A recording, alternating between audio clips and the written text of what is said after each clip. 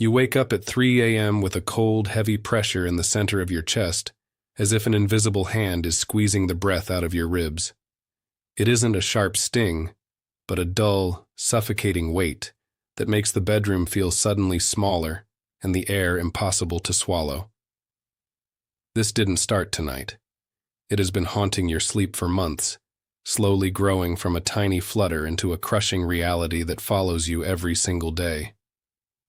You've tried sleeping propped up, cutting out coffee, and taking those chalky antacids, but the weight never lifts. What if this pressure isn't your heart failing, but your body's way of signaling that the real threat is already inside your home? In the next few minutes, you'll understand the hidden blueprint of what is actually happening to you. My name is Robert Sterling, and at 52, I've spent my life as a senior restoration architect, healing the broken bones of historic cathedrals and grand estates. I've always been obsessed with structural integrity, believing that if the foundation is solid, the history can endure anything. But my own foundation crumbled 6 years ago when Margaret, my wife and a brilliant pianist, died suddenly from a pulmonary embolism. I still keep her sheet music on the mahogany stand, the edges worn where her fingers turned the pages, and her handwritten pencil notes still marking the crescendos. I've carried the heavy guilt of moving on too quickly since marrying Elena, wondering if I traded a legacy for a temporary comfort. Our home felt full again with my 17-year-old daughter, Lily, who has her mother's gentle eyes, and my second wife, Elena, a sophisticated former gallery curator. Even Elena's younger brother, Victor, was often around, though he felt more like a shadow than family. Every Sunday morning I maintained our ritual, polishing the heavy family silver and drinking black coffee while staring at the hydrangeas Margaret planted before she left us. It felt like a solid, beautiful life until that appraiser spoke. I want to thank you all for being here. Please comment below and let me know where you are watching from today. Note that some elements have been fictionalized to protect the privacy of the legal proceedings. The appraiser's devastating verdict echoed like a structural failure in my mind as I sought refuge in Margaret's piano room. I was organizing her scores, a ritual that brings architectural order to my grief, when I noticed a small velvet cleaning cloth. It sat on the mahogany lid, slightly damp, emitting a sharp, clinical scent that clashed with our usual lemon oil. Elena was always meticulous about using the organic preservatives I requested to protect the wood's integrity. I tried to dismiss it as a household error, perhaps a new brand purchased in haste, yet the chemical odor felt out of place. It was a minor anomaly, a tiny crack in the foundation I wanted to believe remained secure. The next morning, the second fracture appeared. While searching for cufflinks, I discovered a crumpled receipt from Vantage Precision Replicas tucked behind my ironed shirts. It was dated January 14, 2026, listing a consultation fee of exactly $400. Elena had explicitly told me she was visiting her brother Victor that day, a claim that now crumbled against this physical evidence. A misplaced cloth was a mistake, but a receipt for professional replicas suggested a blueprint for a different reality. These details fused together, creating a contradiction that defied the laws of probability. I stared at the paper, feeling the first cold touch of a suspicion that had no name but already felt like a betrayal. I didn't confront Elena immediately. An architect knows that rushing a demolition before surveying the load-bearing walls leads to a total collapse. Instead, I waited until Thursday, February 19th, when she left for her charity committee meeting at 2 p.m. I went straight to the library, where the hidden floor safe is concealed beneath a heavy Persian rug. My hands were steady, but my heart was hammering against my ribs like a trapped bird as I entered the code. Our wedding anniversary, a date that now felt like a punch to the gut. I pulled out the inventory ledger Margaret kept, her elegant script a painful reminder of the integrity we once shared in this room. I began a systematic audit of the remaining heirlooms, documenting every detail with the precision I usually reserve for 19th century blueprints.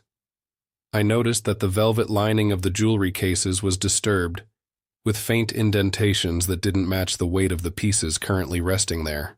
On March 4, 2025, I had recorded the weight of the sterling lily brooch at exactly 14.2 grams of 18-karat gold and high-clarity diamonds. Using my digital scale, the object in my hand now registered a mere 6.8 grams, a physical impossibility for genuine craftsmanship. This wasn't just a single swap. The entire structural history of our family legacy was being hollowed out from the inside while I slept upstairs. I started keeping a log of Elena's movements, cross-referencing her calendar with the bank statements I usually glanced over with blind trust. I noticed a recurring pattern of ATM withdrawals, always in increments of $500, occurring on Tuesday afternoons at a branch near the garment district. These dates, specifically April 12th and May 17th, coincided perfectly with the days I was away in London overseeing the cathedral restoration project. She was smart, keeping the amounts just below the threshold that would trigger a fraud alert on my phone. My wife wasn't just a companion. She was a silent partner in a liquidation firm where the only assets being sold were my daughter's future. I needed a professional eye that Elena wouldn't suspect, so I reached out to Mr. Elias Thorne, a senior appraiser at Thorne & Co., and a loyal friend to Margaret for over 30 years. Elias is a man of few words and absolute discretion, the kind of person who sees the soul of a stone through a loop. We met at a nondescript cafe on Fifth Avenue at 10:15 a.m. on a rainy Tuesday. I brought 3 pieces I had borrowed from the safe, wrapped in plain silk.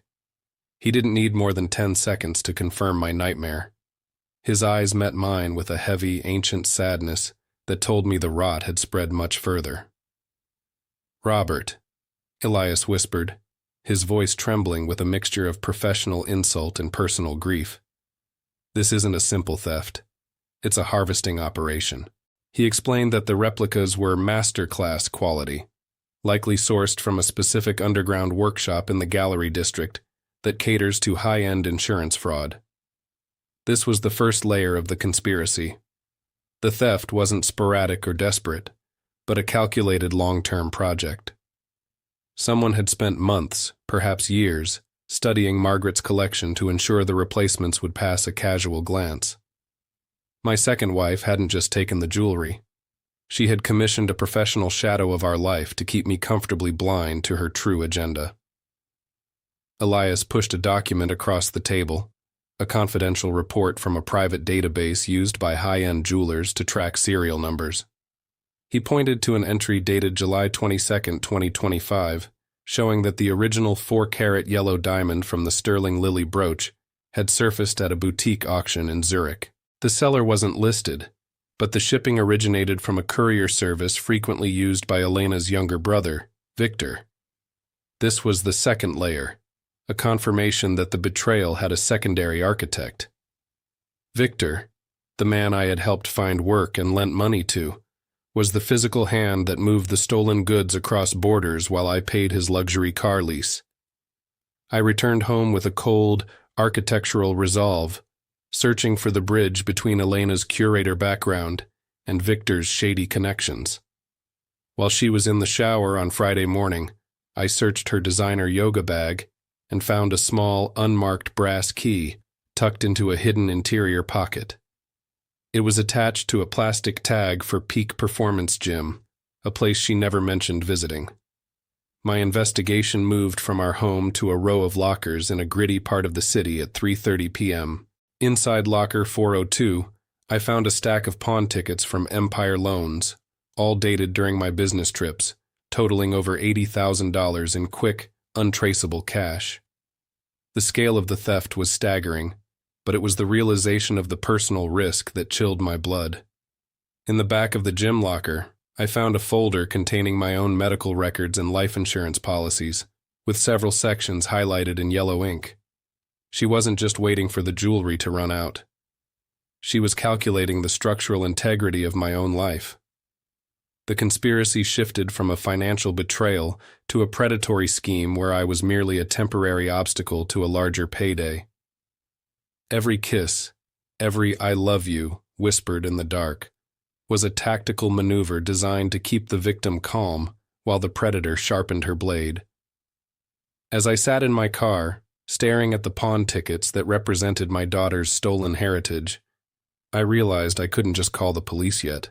I needed to find the Azure Seraph, the piece Elena hadn't pawned yet, likely saving it for her final exit. My mind is a blueprint of a trap now, a structure designed to make her confess every lie in the most public way possible. I need to know if I am the only one who has seen this cold calculation in a person they once trusted. Tell me the truth right now in the comments. Do you think a person can truly change their nature? Type yes or no. I returned to the car with the pawn tickets, but the gym locker held one more secret: a burner phone hidden inside a hollowed-out protein powder tub. My fingers shook as I scrolled through encrypted messages between Elena and a contact saved only as the architect. The name felt like a mockery of my own life's work. They weren't just discussing jewelry. They were discussing me. A message from 3 weeks ago read, "The foundation is weakened. He's distracted by the London project. We move the Azure Seraph on the 28th. My heart hammered against my ribs as I realized I wasn't just a victim of theft, but a target in a synchronized demolition of my entire existence. On Monday, I followed the digital breadcrumbs to a boutique gallery in the garment district, a place Elena visited every Tuesday under the guise of curating. The owner, a man named Julian with eyes as cold as flint, didn't recognize me. I pretended to be an insurance investigator looking for specific master replicas. He laughed, bragging about a client who had replaced an entire family legacy without the husband ever noticing the shift in weight or luster. He showed me a prototype of Margaret's sapphire ring, a hollow shell of silver and blue glass. The realization hit me like a physical blow. My wife hadn't just stolen our past. She had professionalized the desecration of every memory I held sacred. The rot went deeper than a few stolen diamonds and a crooked gallery owner. I tracked the payments from the Empire Loans pawn shop and found they weren't just going to Victor's luxury car lease. They were being funneled into a shell corporation registered in the Cayman Islands called Sterling Future Holdings. Elena was building a fortress with the bricks she was stealing from my own home. I discovered a deed for a luxury condo in Victor's name, purchased with a down payment that matched the exact value of Margaret's engagement ring. She was preparing a soft landing for herself, while ensuring that when the dust settled, my daughter and I would be left standing in the rubble of our lives. I spent that night in my study, the silence of the house feeling like a predator waiting to strike. I began reviewing the loan documents my brother Marcus had mentioned. He had lent Elena $60,000 for a surprise anniversary party for me that never materialized. But looking at the signatures, I saw my own name forged with terrifying precision.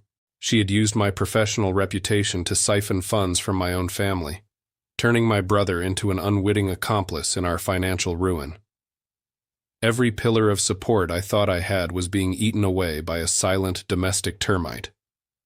I felt the walls of my own reality closing in, threatening to crush the truth before I could act. The most terrifying discovery wasn't financial. It was the folder labeled Robert Medical I had found in the gym locker. I noticed a series of handwritten notes on the margins of my last physical exam. She had been documenting my increasing forgetfulness and emotional instability in a private journal, dating back nearly a year.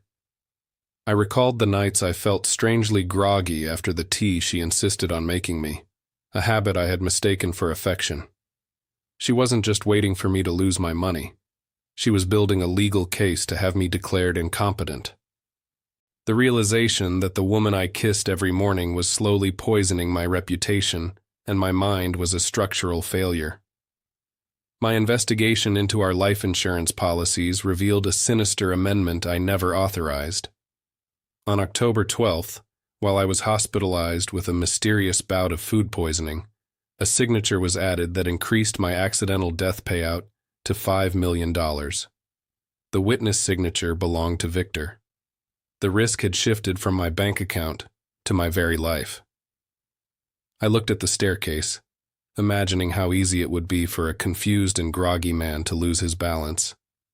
The house I built as a sanctuary for my daughter had been transformed into a death trap, and the woman I called my wife was simply waiting for the right moment to pull the final lever. I needed a witness, someone who had seen the shadows moving when I was looking at the light. I sat down with Sarah, our housekeeper, in the kitchen while Elena was at her Pilates class.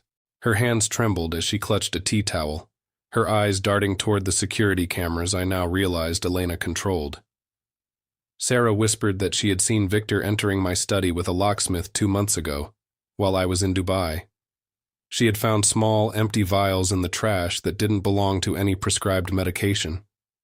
Sarah had stayed silent out of fear for her job, but the terror in her eyes confirmed that the conspiracy wasn't just a theft. It was a coordinated domestic siege. The trail of the Azure Seraph finally appeared in a series of deleted emails I recovered from our shared home computer. Elena was in negotiations with a private collector in Singapore, promising delivery of the undisturbed heirloom by the end of the month. She was calling it her divorce settlement, a term that made my blood run cold. She had never intended to stay. She was just a high-end looter waiting for the ship to sink so she could row away in a lifeboat made of our memories. I saw the floor plan of her exit strategy, and it involved leaving Lily with nothing but the clothes on her back and a father who was either dead or locked away. I sat in the dark, watching the headlights of Elena's car sweep across the driveway. I realized that my survival depended on my ability to play the role of the blind husband for just a few more days. The weight of the evidence in my desk drawer felt like a loaded weapon, but the true danger was still hidden in the shadows. What I found next is something that I still struggle to talk about, even now. It's a detail so disturbing that it changes everything we knew about Margaret's final days. If you find this betrayal too much to handle, you should leave now. I'm about to show you the darkest corner of this nightmare.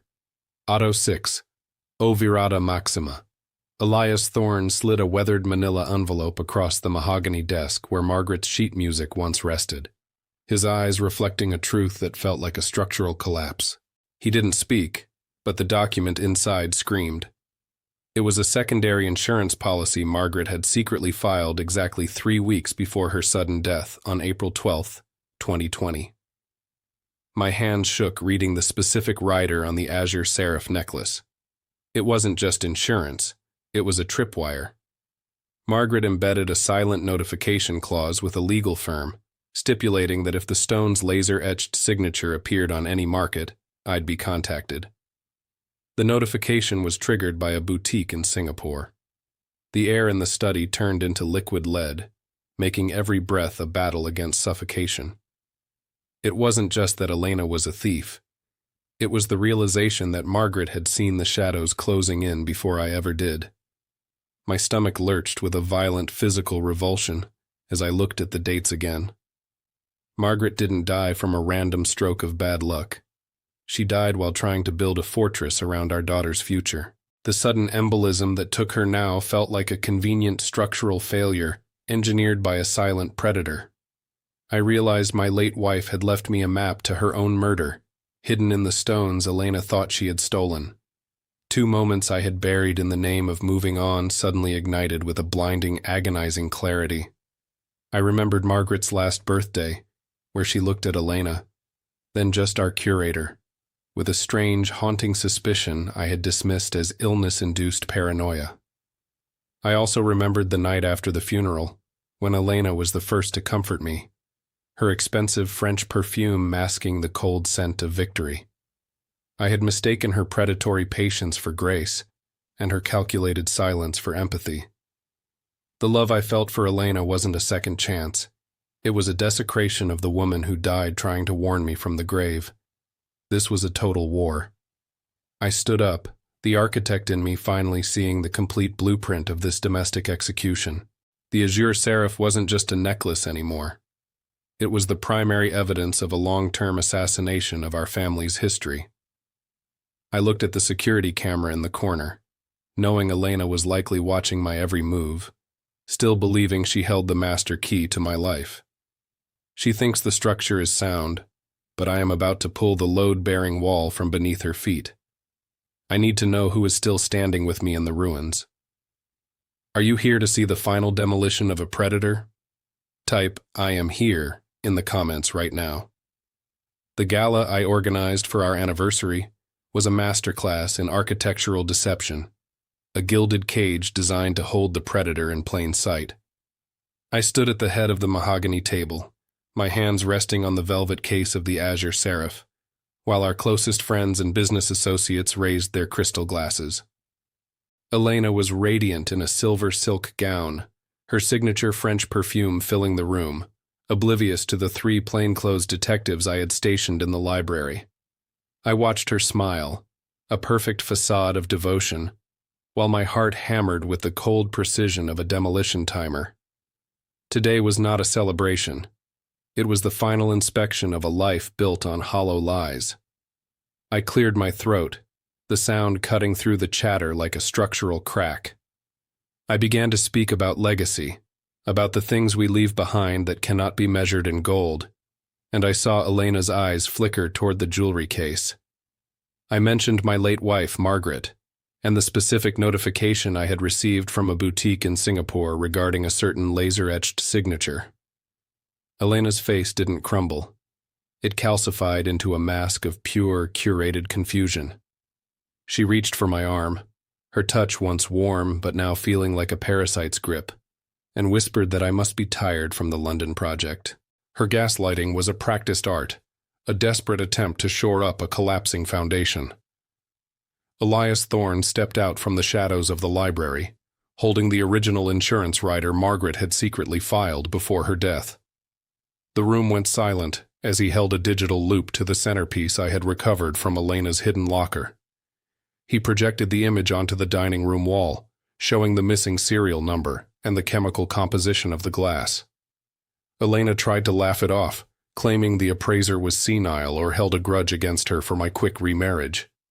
She turned to the guests, playing the role of the misunderstood wife, but the weight of the physical evidence was an immovable load. The silence of the witnesses was the first stone falling from her wall.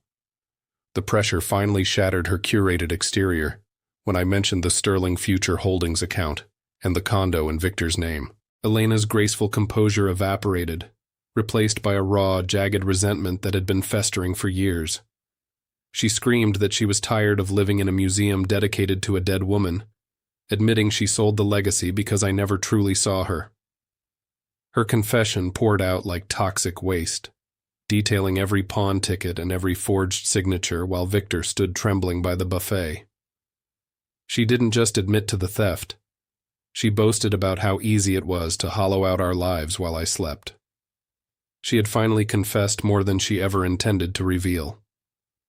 Detectives Miller and Vance stepped forward, the metallic clink of handcuffs sounding like the final bolt being driven into a coffin. They read her the Miranda rights over the sound of her frantic, shrill protestations as they led her away in her expensive silver gown. The charges were staggering.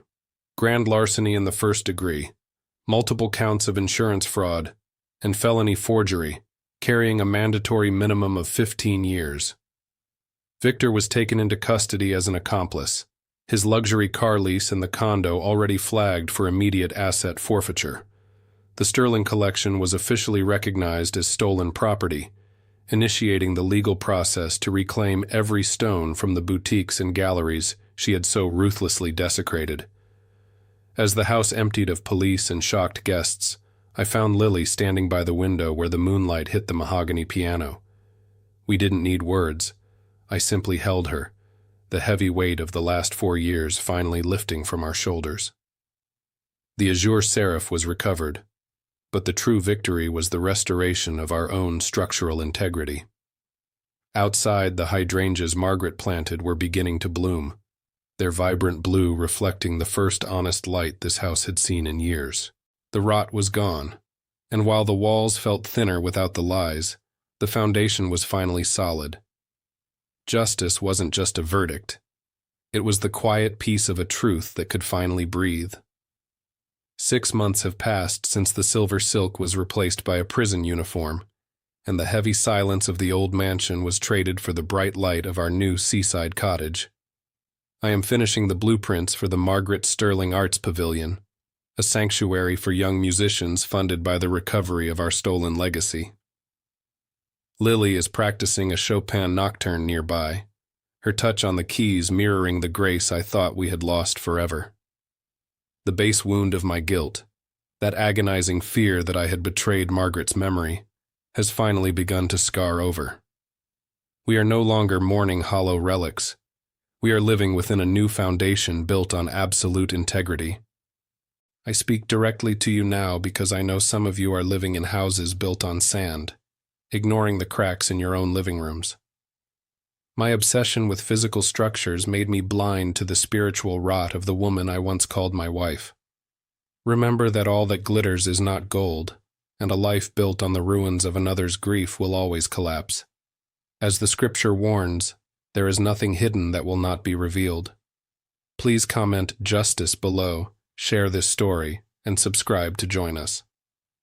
This presentation is a fictionalized dramatization inspired by real events.